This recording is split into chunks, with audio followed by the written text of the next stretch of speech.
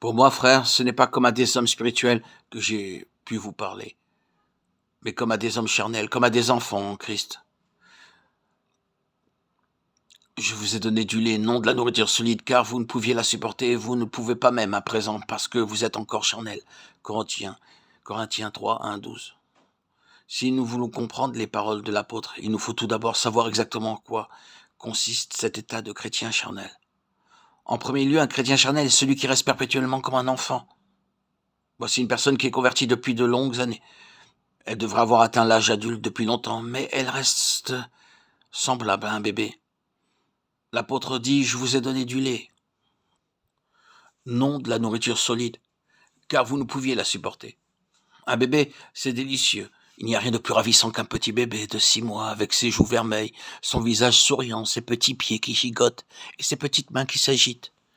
Mais supposez qu'après avoir admiré ce bébé, je revienne 6 mois plus tard et que je trouve l'enfant exactement pareil. Les parents diraient, nous sommes inquiets au sujet de cet enfant. Il ne grandit pas. Et si je revenais au bout de 3 ans et que je trouve l'enfant pareil à ce qu'il était quand il avait 6 mois, les parents seraient fort tristes. Ils me diraient, le docteur dit que notre enfant doit être malade. Il ne grandit pas. Le docteur pense que c'est extraordinaire qu'il soit encore en vie, et pourtant il vit. Et supposez que je revienne au bout de 10 ans, que je trouve que l'enfant est toujours un bébé. Un bébé, c'est ravissant. Mais un enfant qui resterait toujours un bébé deviendrait pour ses parents un fardeau et une cause de chagrin. Eh bien, la plupart des chrétiens de Corinthe étaient dans cet état. Ils étaient restés des bébés. Qu'est-ce qui caractérise un bébé? C'est qu'il ne peut rien faire par lui-même, et qu'il ne peut rien faire pour les autres. Un bébé ne peut rien faire par lui-même. Beaucoup de chrétiens sont dans ce cas. Leur pasteur doit être pour eux une véritable nourrice. C'est une chose vraiment solennelle de penser que ces bébés, au point de vue spirituel, ont besoin d'être constamment nourris par leur pasteur et que celui-ci est obligé de s'occuper d'eux sans arrêt. Ils ne savent pas se nourrir eux-mêmes par la lecture de la parole de Dieu. Il faut que quelqu'un les nourrisse. Ils ne savent pas prier par eux-mêmes. Il faut que quelqu'un prie pour eux. Ils ne savent pas ce que c'est que de vivre en s'appuyant sur Dieu. Il faut toujours que quelqu'un s'occupe d'eux. Prenez garde de ne pas assister à des réunions dans ce but pour être nourri spirituellement comme un bébé qui reçoit son biberon de sa nourrice. Que Dieu soit loué pour la prédication de l'évangile et pour la communion fraternelle dont nous jouissions.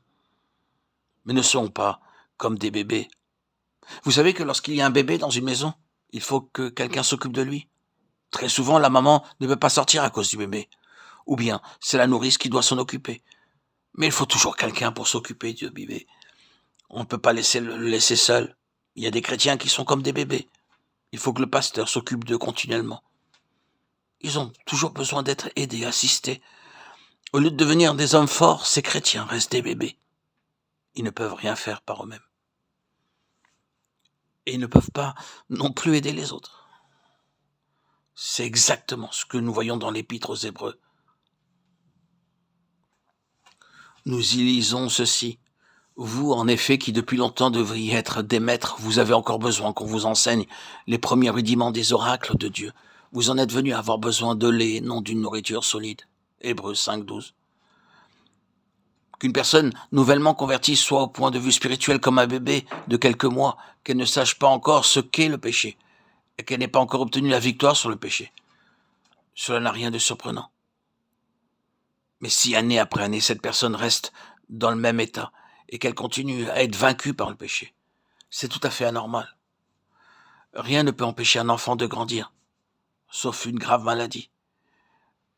Et si nous sommes obligés de dire continuellement « Seigneur, je suis encore charnel », alors nous sommes obligés de dire « Seigneur, mon âme est malade. Elle a besoin d'être guérie. Viens à mon aide, Seigneur. Guéris-moi, Seigneur, de mon immaturité.